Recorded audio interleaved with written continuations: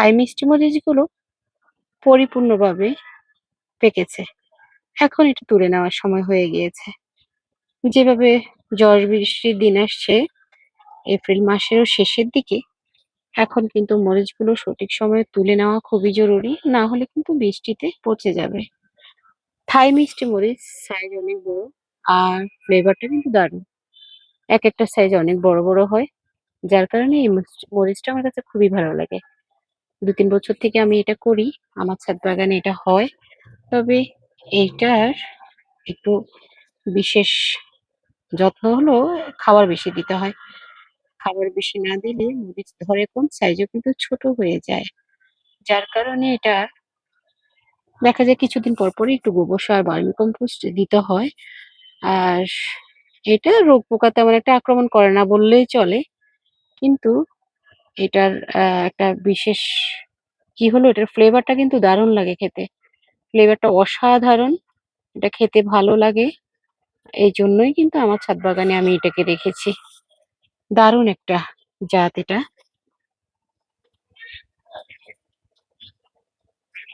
থাই মরিচটা যারা সংগ্রহ করতে চান সংগ্রহ করতে পারেন। কারণ এই মরিচটা আসলে অনেক ভালো লাগে। এটা যারা একদম ঝাল পছন্দ করে না তাদের জন্য এটা বেস্ট। খুব সুন্দর একটা গ্রান ক্যাপসিকামের মতোই প্রায়, তবে একটু হালকা একটু ঝাঁঝালো ভাব আছে যেটাকে একটু মরিচ, মরিচ মনে হয়।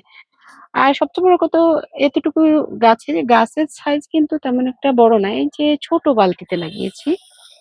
এই যে এতটুকু একটা বালতি। এই বালতিতে লাগিয়েছি কি পরিমাণে মরিচ হয়েছে ২ টা গাছের মধ্যে। আর সাইজ গুলো কি সুন্দর! এত বড়, বড় সাইজের মরিচ হয়, দেখতে অনেক ভালো লাগে।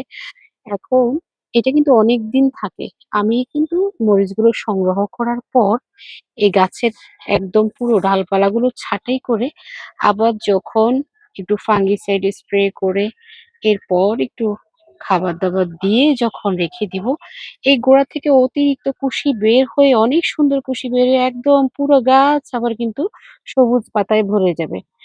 যার কারণে এটা অনেকদিন পর্যন্ত মরিচ দেয়। এজন্যও কিন্তু লাগাতে পারেন।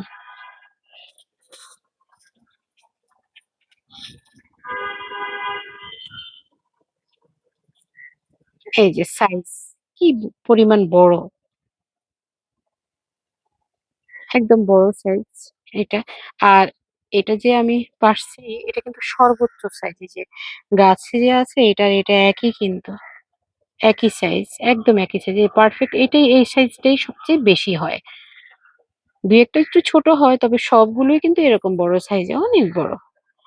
আর বিশেষ করে এটা যেহেতু ধরে বেশি এই জাতটা তো অবশ্যই রাখা উচিত। যাই হোক, এটা যদি আপনারা সংগ্রহ করতে চান তাহলে সংগ্রহ করতে পারেন। এটা সারা বছরই মরিচ দেয়। আর খেতেও কিন্তু দারুণ সুস্বাদু। ঘ্রাণটা অনেক একদম মন কাড়া একটা ঘ্রাণ আছে এটার মধ্যে। দীর্ঘদিন গাছ ভালো থাকে। মরিচের সাইজ বড়, সবকিছু মিলিয়ে ওভারঅল এটা অনেক ভালো একটা জাত, যেটা ছাদ বাগানের জন্য একদম উপযুক্ত।